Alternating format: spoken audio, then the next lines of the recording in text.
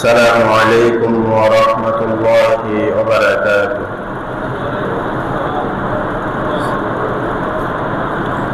أستغفر الله ربي من كل ذنب وأتوب إليه. لا حول ولا قوة إلا بالله العلي العظيم. الحمد لله نحمده ونستعينه ونستغفره ونعوذ بالله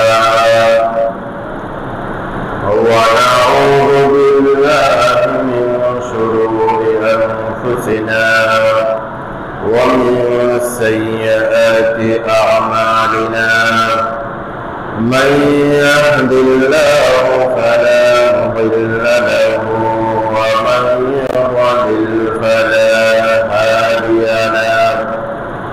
ونشهد أن لا إله إلا الله وحده لا شريك له.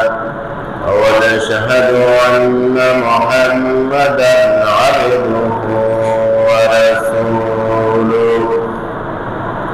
الذي أرسله بالحق بشيرا ونذيرا وداعيا إلى الله بإذنه وسراجا منيرا.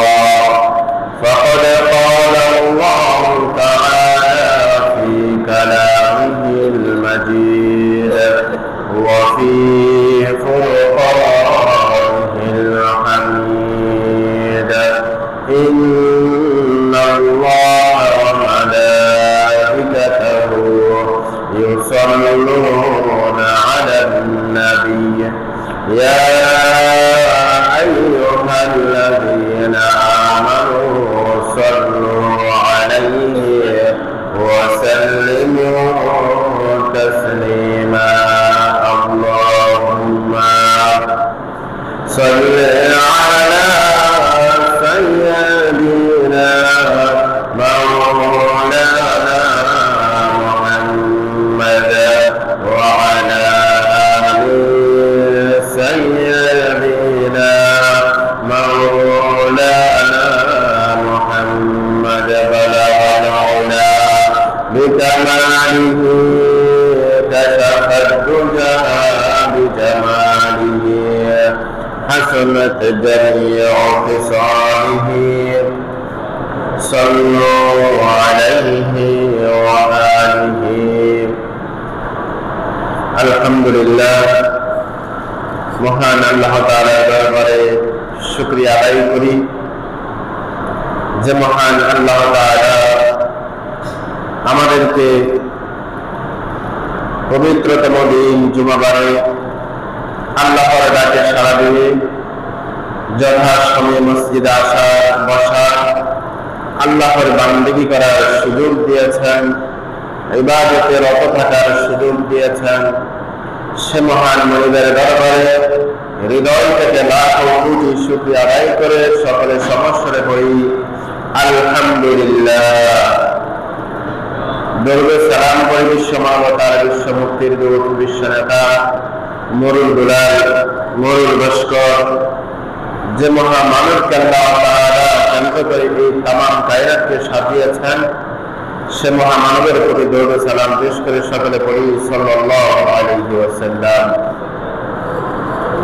সম্মানিত হাজিরিন, আজ পবিত্র জুমাবার 18 এপ্রিল বৈশাখের 5 এবং শাওয়াল মাসের 19 তারিখ।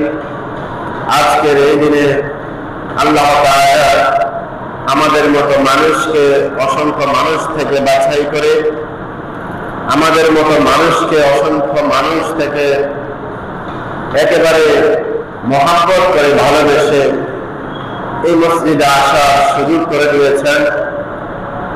সেজন্য আমরা আল্লাহর কাছে অন্তর থেকে কৃতজ্ঞতা ভালোবাসা শুকরিয়া সুজুদ সবকিছু পেশ করি। সম্মানিত হাজিরিন, আমরা গত জুমা থেকে একটি বিষয়ে আলোকপাত করার সিদ্ধান্ত নিয়েছি। তারই আলোকে আমরা একটা জুমায় কিছু আলোচনা করেছি। আজকে ইনশাআল্লাহ সেখান থেকে ধারাবাহিক আলোচনা শুরু হবে। আমাদের বিষয় ছিল এই যে মুসলমান বর্তমানে এভাবে মার খাচ্ছে, প্রতিনিয়ত নির্যাতিত নিপীড়িত হচ্ছে। এই নিপীড়িত নির্যাতিত মুসলমানেরা কোন কারণে আজকের অত্যাচারের সম্মুখীন, কোন বিষয় মুসলমানেরা হারিয়ে ফেলার কারণে বা কিসের থেকে দূরে থাকার কারণে আজকে আমাদের এই দুর্দশা হয়েছে, সে বিষয় নিয়ে আলোকপাত করতেছিলাম। সেখানে সেই বিষয়গুলো আলোকপাত করতে গিয়ে আমরা কয়েকটি বিষয় পেয়েছিলাম। সেখান থেকে বিষয়গুলো ছিল, এক নম্বরে দিন থেকে, দিনী শিক্ষা থেকে, ইসলাম থেকে, ইসলামের মর্মবোধ থেকে, ইসলামের মূল্যবোধ থেকে নিজেরা দূরে সরে যাওয়া। আজকের বিষয় হচ্ছে দ্বিতীয় নম্বর বিষয়, যে বিষয়ের নাম হচ্ছে আল জাহালু ওয়া তাকাল্লুফুল ইলমি। আল জাহাল অজ্ঞতা এবং তাকাল্লুফুল ইলমি ইলমের ক্ষেত্রে, জ্ঞানের ক্ষেত্রে, চর্চার ক্ষেত্রে আমাদের পশ্চাৎপরতা। আজকের বিষয় হচ্ছে ইলম। এই ইলম অর্জনের ক্ষেত্রে, ইলম নিয়ে গবেষণার ক্ষেত্রে আমরা মুসলমানরা পিছিয়ে আছি। অন্যান্য জাতির আমাদের তুলনায় অনেক বেশি সামনে আছে, বা তারা আমাদের চাইতে বেশি পরিশ্রম করে ইলম নিয়ে, জ্ঞান নিয়ে, বিজ্ঞান নিয়ে চর্চা করে। আরেকটি বিষয়, এটার সাথে জাহাল, অজ্ঞতা। আমাদের পিছপা হওয়ার পিছনে যে জিনিসটি কাজ করে সেটি হচ্ছে অজ্ঞতা। সর্বপ্রথম অজ্ঞতা দিয়ে শুরু করি। অজ্ঞতা কি? আল জাহাল দ্বারা আমরা স্বাভাবিকভাবে জাহেল শব্দ ব্যবহার করি, যে এই ব্যক্তি জাহেল। জাহেল মানে হচ্ছে মূর্খ, অজ্ঞ, যে ওই বিষয়টাতে পারঙ্গমতা কিংবা ওই বিষয়টাতে তার দক্ষতা নেই, এরকম বুঝালে তখন আমরা তাকে জাহেল বলি। আবার জাহেল অনেক সময় কেউ যদি অত্যাচার করে, আবার কেউ যদি অবিচার করে, তখন আমরা সেক্ষেত্রেও তাকে জাহেল বলি। জাহেলের এই দুইটি দিক থেকে আল্লাহ তাআলা কোরআনে কারিমে আমাদেরকে কোন বিষয়টুকু ইঙ্গিত দিয়েছেন, হাদিসে কোন বিষয়ের প্রতি ইঙ্গিত দিয়েছেন, আমরা আজকে সে বিষয়টি তুলে ধরব। আমরা মুসলমানরা জাহালার ক্ষেত্রে, অজ্ঞতার ক্ষেত্রে কোন বিষয় থেকে দূরে আছি এবং কোন বিষয়ের আমরা কাছে আছি, এই বিষয়টুকু আগে আমরা স্পষ্ট হওয়া চাই। আল্লাহ তাআলা সূরা জুমার 9 নং আয়াতে আমাদের জন্য ছোট্ট একটি উপদেশ দিয়েছেন। আল্লাহ তাআলা বলছেন, আউযু বিল্লাহি মিনাশ শাইতানির রাজীম, বিসমিল্লাহির রাহমানির রাহিম। قل هل يستوي الذين يعلمون والذين لا يعلمون। আল্লাহ তাআলা প্রথম একটি নির্দেশনা দিয়েছেন, উপদেশ দিয়েছেন। কুল, হে নবী, আপনি উম্মতকে বলে দিন, হে নবী, উম্মতকে আপনি এই বিষয়ে সতর্ক করুন, যে বিষয়গুলো তারা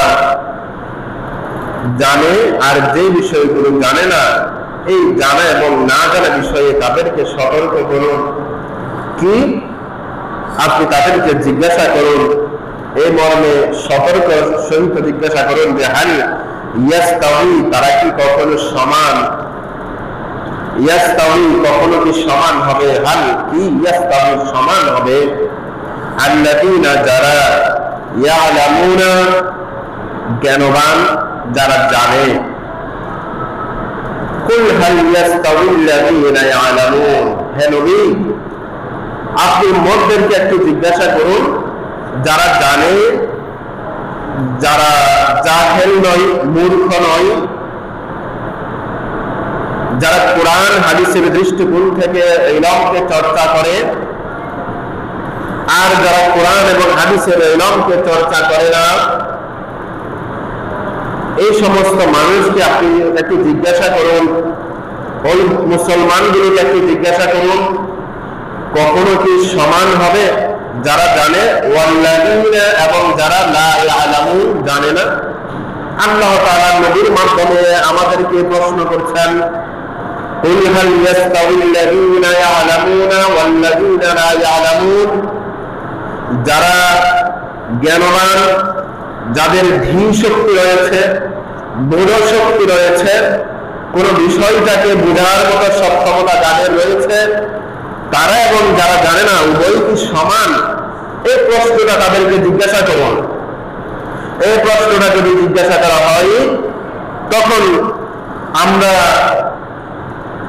নিরেট সত্য সহকারে উত্তর দিব, যারা জ্ঞান রাখে আর যারা জ্ঞান রাখে না, যারা জানে আর যারা জানে না, তারা কখনো সমান হতে পারে না।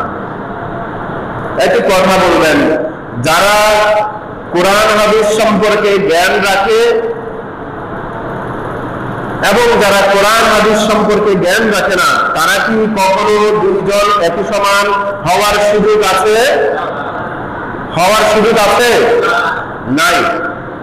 আবার যে সমস্ত মানুষগুলো সাইকেল চালায়, হুন্ডা চালায়, গাড়ি চালায়, ওই মানুষগুলোকে যদি আমরা নদীতে নিয়ে গিয়ে, বড় বড় স্টিমার আছে, ট্রলার আছে, এগুলো চালাতে দিই, তাহলে তারা কি ওই ট্রলারগুলো না জেনে না বুঝে চালাতে সক্ষম হবে?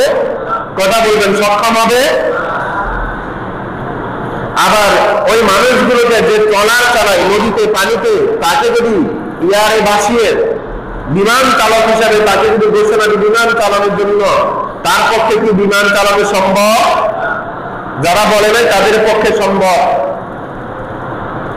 তাহলে কুল হাল ইয়াস্তাউিল্লাযীনা ইয়ালামুনা ওয়াল্লাযীনা লা ইয়ালামুন, দুনিয়ার দৃষ্টিতে আপনি জানেন, যেটা দুনিয়ার দৃষ্টিতে আমরা গাড়ি চালাই, নৌকা, স্টিমার এগুলো চালাই, তারপরে বিমান চালাই, তাহলে এই যে রেল চালাই, এই যে ভিন্ন ভিন্ন জায়গায় ভিন্ন ভিন্ন যে কারিগরি, ভিন্ন ভিন্ন প্রশিক্ষণ, এটা অর্জন না করলে সাইকেলের ইঞ্জিনিয়ার, তাকে যদি বলা হয় বিমান ঠিক করার জন্য, সে কি আর ইঞ্জিনিয়ার করবে বিমানের? সাইকেলের ইঞ্জিনিয়ার, সাইকেল সম্পর্কে যে অভিজ্ঞ, সাইকেল বানানোর ক্ষেত্রে যে অভিজ্ঞ, তাকে বিমান বানানোর জন্য যদি আপনি দেন, তাহলে আপনার বিমানটা অনেক সুন্দর হবে। তো হবে? বিমানই তো হবে না। তো এই জন্য আল্লাহ তাআলা বলছেন, দুনিয়ার দৃষ্টিতে তুমি বুঝো বান্দা, যে সমস্ত মানুষগুলো জ্ঞান রাখে আর যে মানুষগুলো জ্ঞান রাখে না, অর্থাৎ নির্দিষ্ট বিষয়ে বিষয়ে যারা জ্ঞান রাখে আর যারা জ্ঞান রাখে না, তারা তো তোমরা সমান বলো না। আপনার যদি অসুস্থতা হয়ে থাকে, আপনি একটি মুদি দোকানে গিয়ে বলবেন, ভাই একটা স্লিপ কাটেন আমার এই রোগের, তো সেখান থেকে আপনাকে আলু পেঁয়াজ ডাউন দিয়ে বলবে সকাল বিকাল খান সুস্থ হয়ে যাবেন। কথা বলে না? হবে? বাবা কথা বল, খাওয়ার সুযোগ আছে? সুযোগ?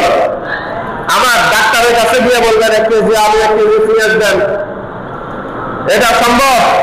ডাক্তারের কাজ ডাক্তারে করবে। সবজির দোকানে ব্যক্তি সবজি বিক্রি করবে, মুদিমালের দোকান মুদিমালের জিনিস বিক্রি করবে, তারপরে অন্যান্য যে আসবাবপত্র আছে, কাপড় চোপড় আছে, ওই দোকানে গেলে ওগুলো বিক্রি করবে। আপনি কাপড়ের দোকানে গিয়ে কখনো চাউল চান না কেন? ওটা আপনার বোধ শক্তি আপনাকে কাজ করে দিলেই তো চান না। তাহলে বর্তমানে আমরা যারা মুসলমান আছি, আমাদের এই যে এভাবে প্রতিনিয়ত মার খাওয়ার পিছনে, প্রতিনিয়ত নির্যাতনের পিছনে, নির্যাতিত হওয়ার পিছনে সবচেয়ে বড় কারণ, আমরা জানার ক্ষেত্রে, বুঝার ক্ষেত্রে, ইলম অর্জন করার ক্ষেত্রে আগে যেভাবে মুসলমানগুলো সচেষ্ট থাকত, আগের মুসলমানগুলো যেভাবে উদ্গ্রীব থাকতো, আগের মুসলমানগুলো যেভাবে নিজেদেরকে আত্মনিয়োগ করতো ইলমের জন্য, এভাবে বর্তমানে আমরা ইলমের ক্ষেত্রে, জানার ক্ষেত্রে, বুঝার ক্ষেত্রে সেভাবে আত্মনিয়োগ করি না, যার ফলে আমাদের জানার, বুঝার সক্ষমতা, কল্পনা করার সক্ষমতা, দূরদর্শিতার অভাব, যার ফল এখন আমরা পিছনে পড়ে গেছি। আর আমাদের উপরে নির্যাতন করছে অমুসলিম, আমাদের উপরে নির্যাতন করছে যে সমস্ত মানুষগুলো ইসলাম মানে না, কোরআন মানে না, হাদিস মানে না, তারাই। আর আমরা তাদের নেতৃত্বকে মেনে নিচ্ছি, কারণ আমরা নেতৃত্ব দেওয়ার যোগ্যতাটা হারিয়ে ফেলেছি। কি কারণে? ইলম না থাকার কারণে। কিসের কারণে? কিসের কারণে? কথা বলে না, কিসের কারণে? ইলম না থাকা। তোমরা যদি কথা না বলো ছেলেরা, বাইরে চলে যাও, বারান্দায় চলে যাও, হাঁটতেছে কেন?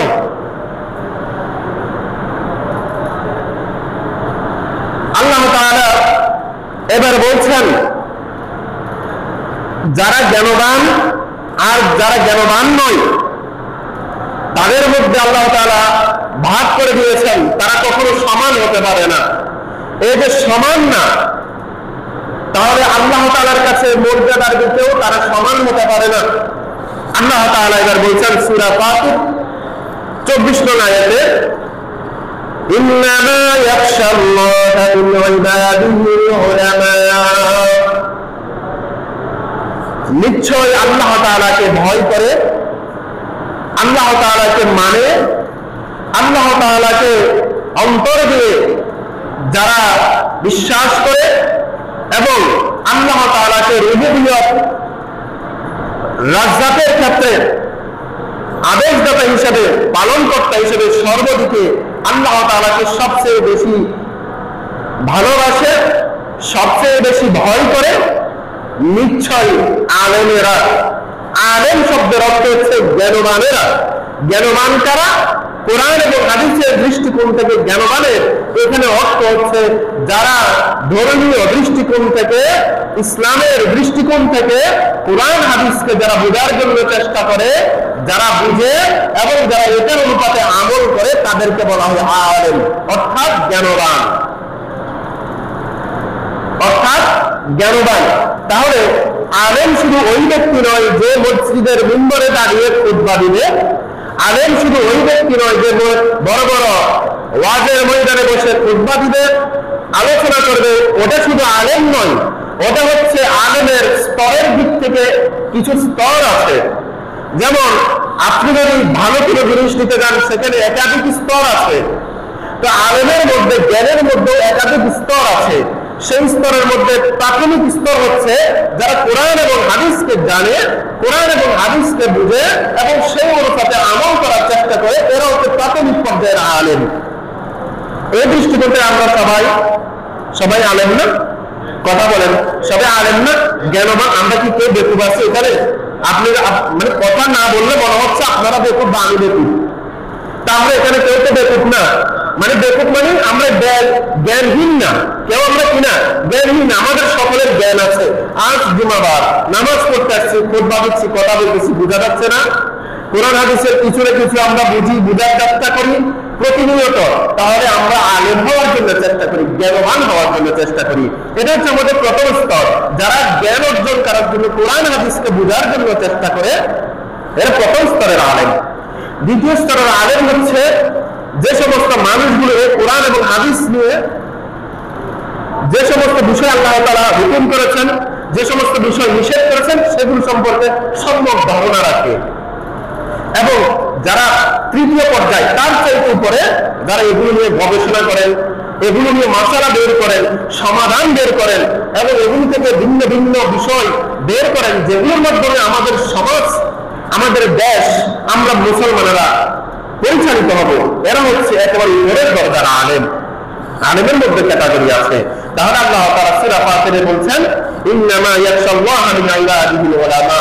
আল্লাহ তাআলা বলছেন, কুল হাল ইয়াস্তাবিল্লাযীনা ইয়ালামুনা ওয়াল্লাযীনা লা ইয়ালামুন। যারা জানে আর যারা জানে না তারা কখনো সমান হতে পারে না। আর যারা জানে তারাই সবচেয়ে বেশি আল্লাহ তাআলাকে ভয় করে। কথার মিল আছে কিনা? আছে কিনা?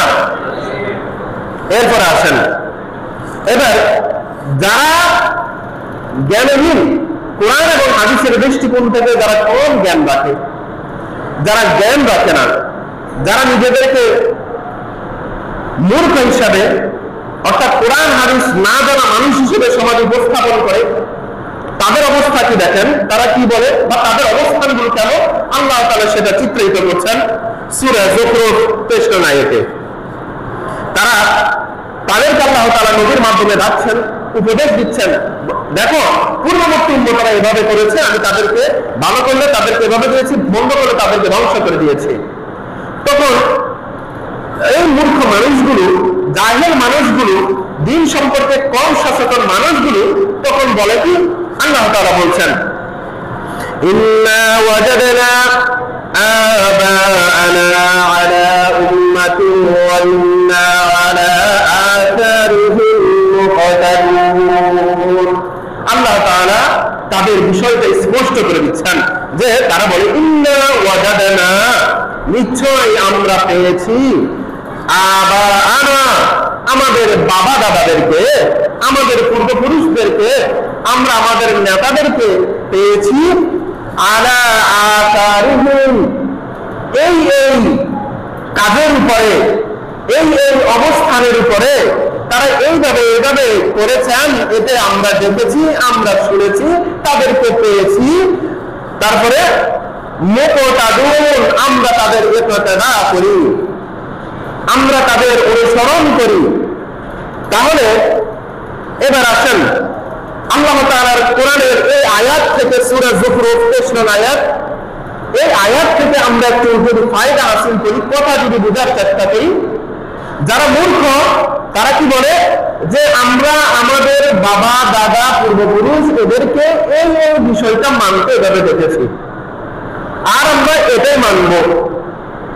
এখন এই মানুষগুলোকে যদি আপনি প্রশ্ন করেন, বাবা আপনার বা ভাই, আপনার ভাই, আপনার বাবা, আপনার দাদা কখনো তো সাইকেল চালাই নাই, কখনো, আপনারা কি জানেন আপনাদের দাদারা কেউ বিমান নামক একটা যন্ত্র আবিষ্কার হয়েছে, সর্ব উচ্চদের এতটুকু পর্যন্ত শুনছে, চড়ার কোনো সুযোগ হয়েছে?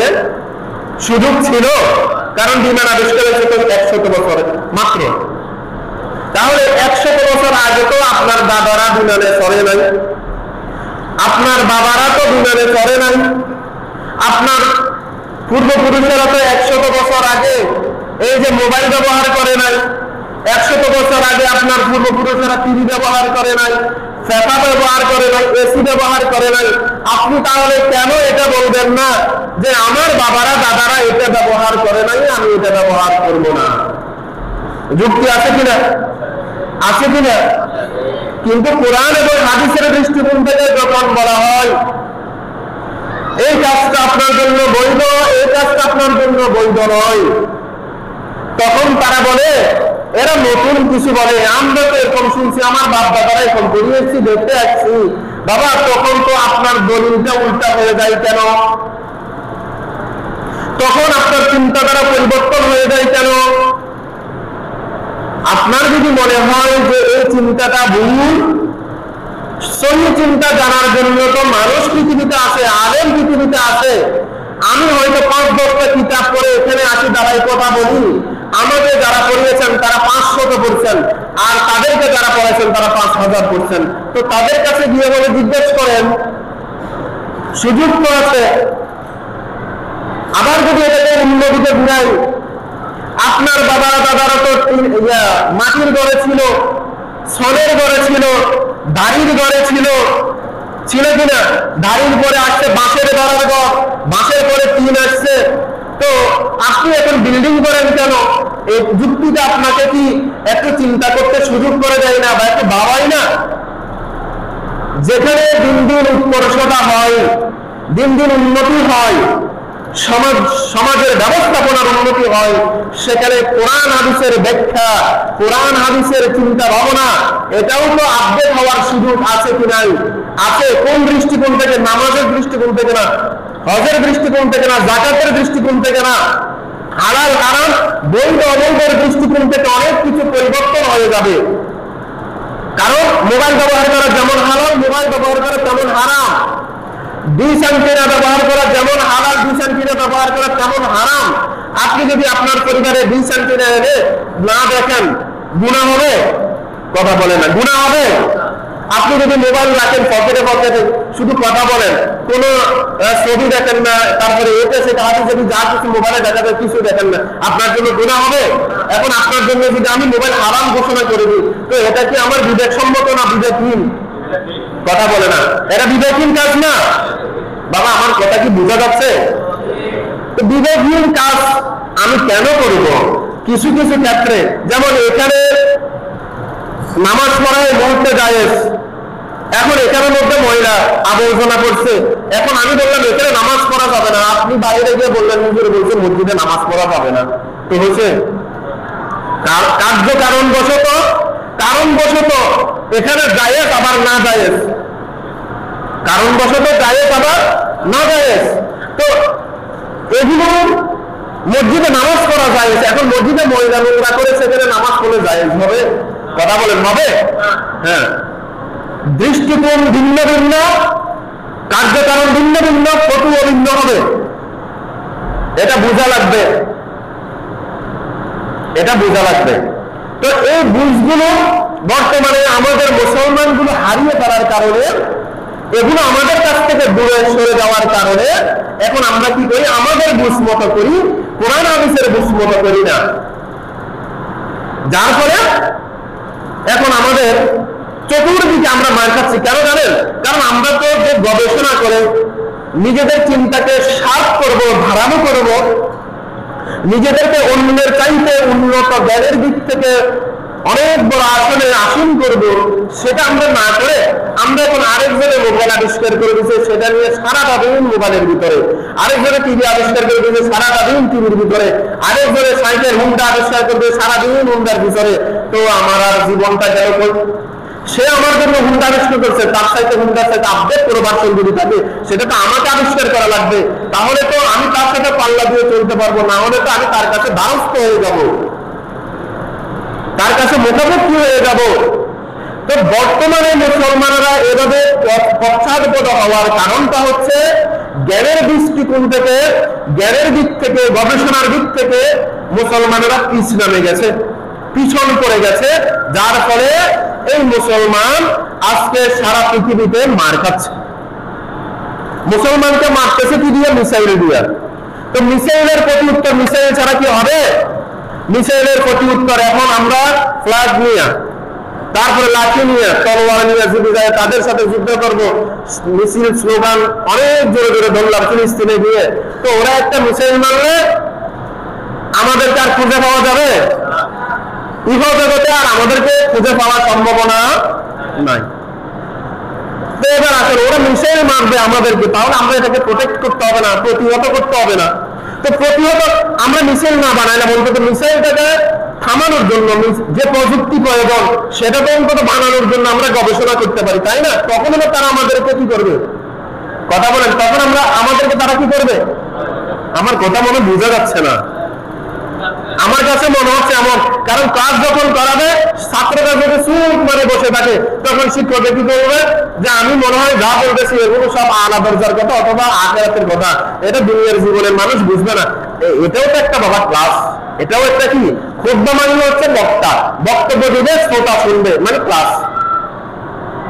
এটা অটোমেটিক একটা ক্লাস। আপনাদেরকে আমি কিছু বিষয় জানাবো, আপনারা জানবেন, প্রয়োজনে প্রশ্ন করবেন, প্রয়োজনে উত্তর চাইবেন, কোনো অসুবিধা নাই, আগে কথাগুলো বোঝা লাগবে।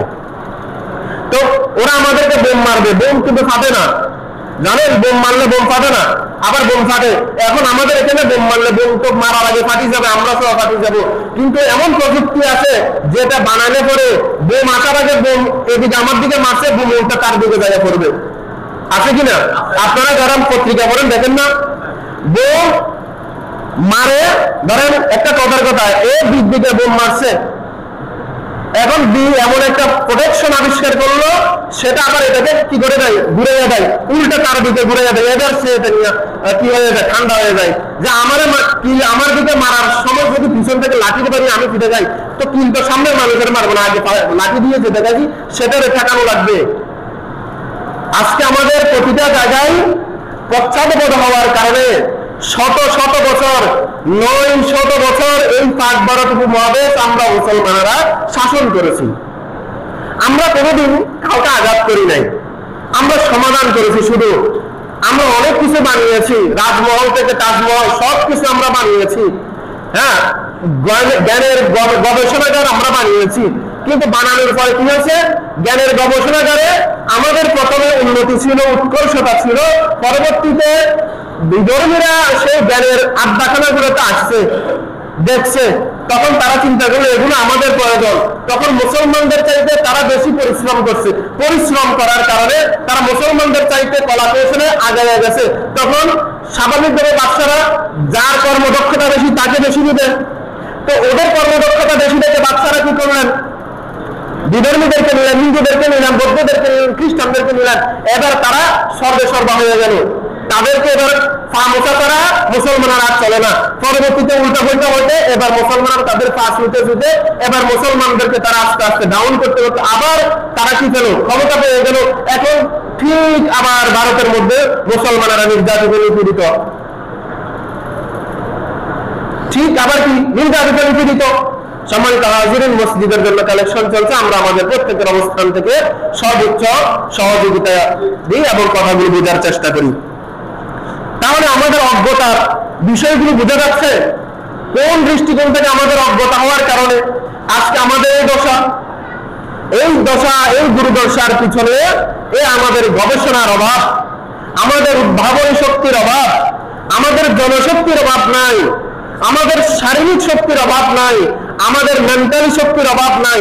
আমাদের একটা জিনিসের অভাব সুস্থিরতা, আর একটা জিনিসের অভাব সেটা অনুপাতে গবেষণা করে তাদেরকে সমকক্ষভাবে জবাব দেওয়া। তাহলে বাবারা ভাইয়েরা, এখানে আল্লাহ তাআলা যে বলছেন যে তারা আমরা যারা মুসলমান আমাদেরকে যখন বলা হয় এটা করো এটা করো না, তখন আমরা বলি ওই যে বাবা দাদারা যা করছে তা করবে, এর চাইতে বেশি কেন করবো? তাহলে এটা কি হয়? তো এটা যদি হয় তাহলে আমারও কথা আপনাদের প্রতি, আপনাদের বাবারা যে দাদারা যে সরের ঘরে থাকছে সেখানে গিয়ে থাকেন, তারা কখনো বিমানে চড়ে নাই, আপনিও বিমানে চড়বেন না। কখনো তারা সাইকেল চালায় নাই, আপনিও সাইকেল চালাবেন না। তাদের মতো ঘোড়ার গাড়িতে চলবেন, তাদের মতো পায়ে হেঁটে হেঁটে চলবেন, রাস্তা পাকা করবেন না, গ্যাসের চুলায় রান্না করবেন না, তাদের মতো মাটির চুলা রাখি দিয়ে রান্না করবেন, হাঁড়ি যেগুলো রেডিমেড বানানো এগুলো ব্যবহার করবেন না। নিজেরা ঘরে থেকে মাটি দিয়ে বানিয়ে ব্যবহার করেন, সেটা তো করবেন না। তো আরেকজনে বানাইয়া দিছে সেটা ব্যবহার করেন। তো নিজে আরেকবার গবেষণা করে তার চাইতে উন্নতি কিভাবে করা যায়, তার চাইতে আরো আপডেট ভার্সন কিভাবে বের করা যায়, আমরা কেন সেটা করি না? আজকের কথা হচ্ছে এটা। আজকে যদি বলা হয় তোমরা করো না কেন, তোমরা এটা জানো না কেন, তখন বলে যে এটা বেশি হয়ে গেছে, কম হয়ে গেছে, এটা পারতেছি না, এভাবে ছাত্ররা বলে। আর যারা শিক্ষক তাদেরকে বলে আপনারা কেন এটা করেন না, কেন এটা জানেন না, বা এটা কেন আপনারা দেখে আসেন না, তখন তারা বলে আমরা সময় পাই না। সময়টা আগে যেমন 24 ঘন্টাতে একদিন ছিল, এখন মনে 16 ঘন্টাতে একদিন, এরকম মনে হয়। পৃথিবীর শুরুকাল থেকে যেভাবে দিন সূর্য যেভাবে ঘুরে, এখনো সূর্য সেভাবে ঘুরে। পৃথিবীর শুরু দিন থেকে যেভাবে রাত এবং দিনের যে আবর্তন, যে সুন্দর আবহমান কাল থেকে চলে, এটা এখনো চলে। শুধু আমাদের চিন্তাগুলো পরিবর্তন হয়ে গেছে। আমরা মুসলমানেরা অলস হয়ে গেছে, অকর্মণ্য হয়ে গেছি। সুপ্রিয় হাজিরিন, এরপরে আল্লাহ রাসূল সাল্লাল্লাহু আলাইহি সাল্লামের হাদিস শুনুন। قال النبي صلى الله عليه وسلم إن الله لا يقبض العلم انتزاعا ينتزعه من الناس। আল্লাহ তাআলা নবীর মাধ্যমে জানিয়ে দিচ্ছেন যে নিশ্চয় আল্লাহ তাআলা লা ইয়াকবিদুল ইলম, আল্লাহ তাআলা ইলমকে কব্জ করবেন না, তুলে নেবেন না, দোষিয়ে দিবেন না, নষ্ট করবেন না। ইনতিজাআন, হঠাৎ করে একদিন নিয়ে যাবেন, আল্লাহ তাআলা এরকম করবেন না। কাদের থেকে? ইয়ানতাজিউ মিনান নাস, মানুষদের থেকে। এরপরে কি বলছেন? ওয়ালাকিন, ওই কিন্তু ইয়াকবিদুল ইলম, ইলমকে নিয়ে নেওয়া হবে বিকবদিল উলামা,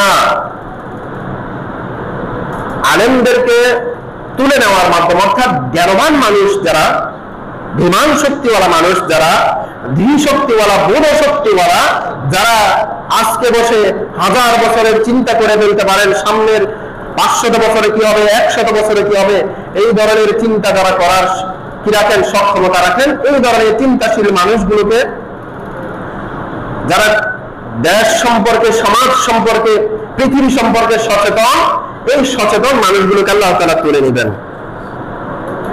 এরপরে হাত্তা ইযা লাম ইবকি আলিমান, এভাবে তুলতে তুলতে আর কোনো জ্ঞানবান মানুষ থাকবে না। ইত্তাখাযান নাসু রুউসান জুহালা, ইত্তাখাযান নাস, মানুষ তখন গ্রহণ করে নেবে রুউসান, রইস, নেতা হিসাবে, আদেশদাতা, হুকুমদাতা হিসাবে, জুহালা, অজ্ঞদেরকে। দেখতে জ্ঞানবান মনে হবে, বাস্তবিকভাবে তারা অজ্ঞ। ওই সমস্ত অজ্ঞ, অকর্মণ্য, বিমান শক্তি যাদের নেই, এই ধরনের মানুষগুলোকে তখন নেতা হিসেবে বানিয়ে নেওয়া হবে। ফাসুইলু, তো ওই সমস্ত মানুষগুলো বিভিন্ন বিষয়ে, যে রাষ্ট্র পরিচালনা করতে জানে না তাকে রাষ্ট্র পরিচালনা করতে দেওয়া হবে। তারপরে যে সমাজ পরিচালনা করতে জানে না তাকে সমাজ পরিচালনা করতে দেওয়া হবে। যে আইন দিয়ে মানুষকে সেবা দিতে পারবে না তাকে আইনের কাজ দিয়ে দেওয়া হবে।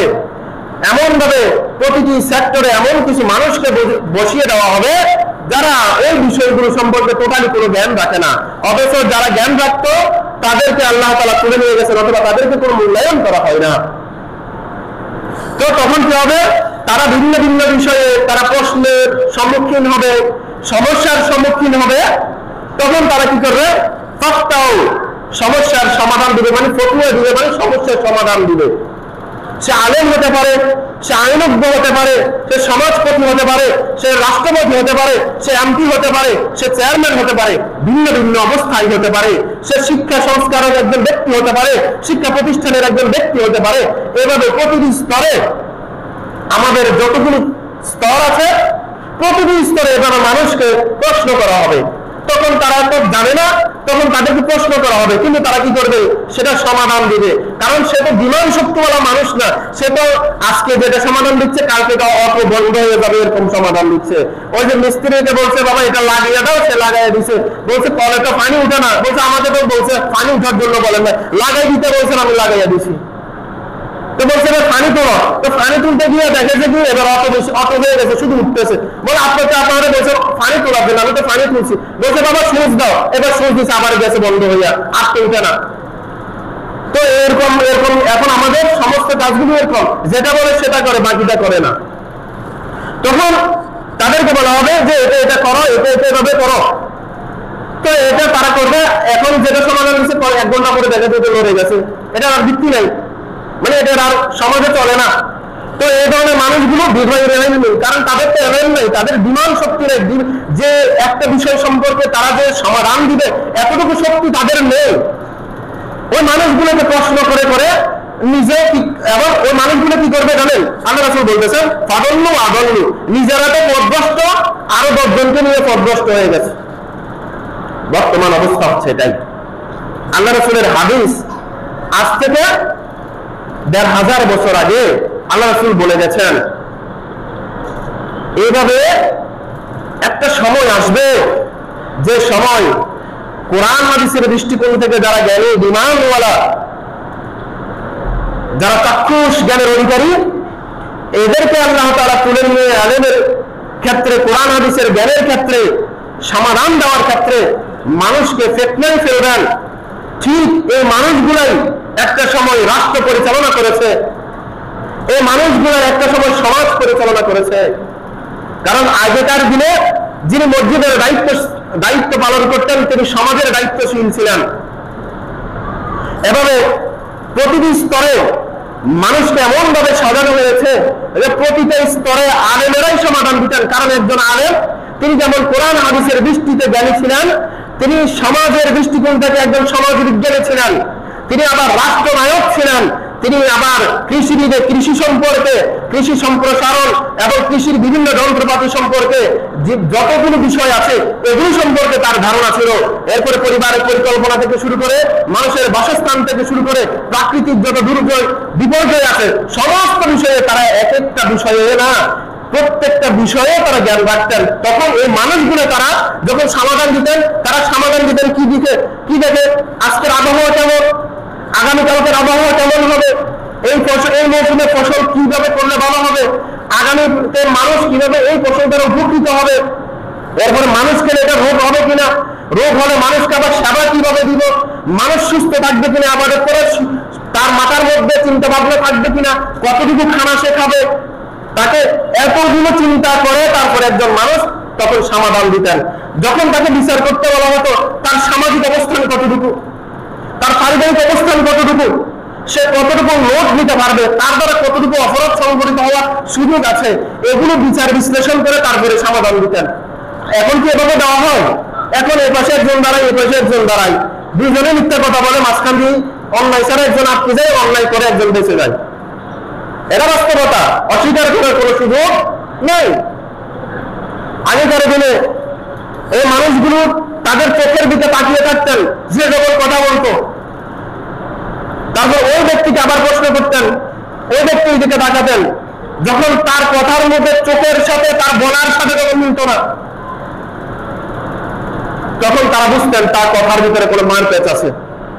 তখন তারা ভিন্ন প্রসেসে প্রশ্ন করতেন, আবার তাকে আবার প্রথম প্রশ্নটা করে দেখতেন যে আবার সে একই উত্তর দিচ্ছে কিনা।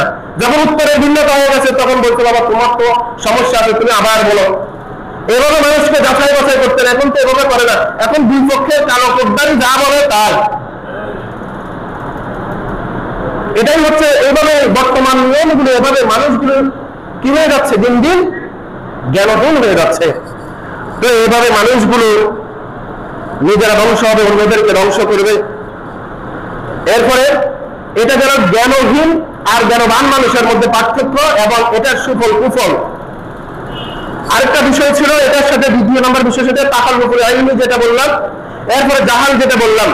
একটা হচ্ছে জ্ঞানের দিক থেকে পিছনে যাওয়া, আরেকটা হচ্ছে যে কি না জানতে জাহেল হয়ে যাওয়া। তো তখন আমরা কি করি, তখন আমাদের মধ্যে আরেকটা প্রবণতা আসে, বন্ধুরূপে নির্বাচন করি। এই বন্ধুরূপে কাদেরকে নির্বাচন করি? এমন মানুষগুলোকে আল্লাহ তাআলা বলছেন, ইয়া আইয়ুহাল্লাযীনা আমানু লা তাত্তাখিযুল ইয়াহুদা ওয়ান নাসারা আউলিয়া বা'দুহুম আউলিয়াউ বা'দ। এটা আল্লাহ তাআলা কেন বলছেন? এই উপরোক্ত আলোচনার সাথে কোরআনের এই আয়াতটা কেন আনা হয়েছে? কারণ মুসলমানের সাথে বন্ধুত্ব করবে, মুসলমানে একনিষ্ঠ হয়ে এক হয়ে কাজ করবে, গবেষণা করে মুসলমানের ফায়দা হবে কিভাবে, পরবর্তীতে অন্যান্য যারা আছে তাদের ফায়দাগুলো দেখবে। কিন্তু বর্তমানে আমরা কি করি, আমার ফায়দার জন্য আমি আরেকজনের সাথে বন্ধুত্ব করি, সে মুসলমান নয়, তখন সে আর আমি দুইজন মিলে এমন একটা জিনিস বা এমন একটা বিষয় আমরা কি করি, প্রসেসে যাই, এমন একটা সিদ্ধান্তে যাই যে আমার একটা মুসলমান ভাই ক্ষতিগ্রস্ত হচ্ছে। তো এটাও একটা জ্ঞানের বিষয়, এখানেও আমাদেরকে সাবধানতা অবলম্বন করতে হবে। সুপ্রিয় হাজিরিন, সময় আমাদেরকে ততক্ষণ আর দিবে না, যতক্ষণ বললে পরে আপনাদেরকে কথাগুলো বুঝাতে সক্ষম হতাম। আজকের এই আলোচনা এখানে শেষ করে দিতে হচ্ছে, যেহেতু আমাদেরকে ইসলামিক ফাউন্ডেশন থেকে একটা সরকারিভাবে নির্দেশনা দেওয়া হয়েছে, প্রতিটি মসজিদে 12টা 20 থেকে আলোচনা শুরু হবে, 1টা 15 পর্যন্ত আলোচনা হবে। 12টা 20 থেকে একটা, আপনারা অবশ্যই দেখেছেন, 12টা 20 থেকে 1টা 15 পর্যন্ত আলোচনা হবে। প্রতিটা মসজিদে 1টা নামাজ হবে। রাষ্ট্রীয় একটি আইন কখনো ফরজ হতে পারে, কখনো ওয়াজিব হতে পারে, কখনো মুবাহ হতে পারে, ভালো করে বুঝবেন, কখনো নাজায়েজও হতে পারে। তো এই আইনটা আমাদের জন্য ফরজ নয়, ওয়াজিব নয়, মানাটা আমাদের জন্য একটা কাজ, একটা কর্তব্য রাষ্ট্রীয় বিধিবিধান হিসাবে। সেই অনুপাতে আপনারা আগামী দিনগুলোতে সেভাবে আসবেন। আমরা যথাসময়ে ইনশাআল্লাহ নামাজ পড়ব, কারণ একটা আইন যখন একজন মুসলমান দিয়েছে, যেটা ইসলামিক ফাউন্ডেশন দিয়েছে, নিশ্চয়ই তারা ভালো কিছু চিন্তা করে দিয়েছেন, মানুষের কল্যাণে চিন্তা করে দিয়েছে, মুসলমান উম্মার চিন্তা করে দিয়েছে। সেই চিন্তায় আমরাও চিন্তাশীল, তাদের সাথে আমরা শ্রদ্ধাশীল। তো আপনাদের প্রতি দাওয়াত রইল, আগামী দিনগুলো থেকে কথাগুলো যদি বুঝতে চান, শুনতে চান, 12টা 20 থেকে চলে আসবেন। কথার শুরু থেকে না শুনলে শেষে আপনারা বুঝবেন না। কথার শুরু এবং শেষ আমার কিন্তু প্রতিটা কথা মাথা মাথা, এবং আজকের জুমায় যেখানে কথা শেষ করি ঠিক আগামী জুমায় আমি সেখান থেকে কথা শুরু করি, আবার এখানে শেষ করার পরে তার পরবর্তী জুমায় আমি এভাবে ধারাবাহিক আমার প্রত্যেকটা আলোচনা এভাবে আমি করি। কারণ আমার কাছে ধারাবাহিক আলোচনা আজকের যেখানে শেষ কালকে সেখানে শুরু, মানে আমার ক্লাসটা ওখান থেকে আমি এখানে বন্ধ করছি, মানে আবার আমার মুখ ওখান থেকে চালু হবে। তো আপনাদেরকে ওভাবে আসার জন্য অনুরোধ রইল, আপনারা অবশ্যই সেভাবে আসবেন। ওয়া আলহামদুলিল্লাহি রাব্বিল আলামিন। ওয়া আসসালামু আলাইকুম ওয়া রাহমাতুল্লাহ।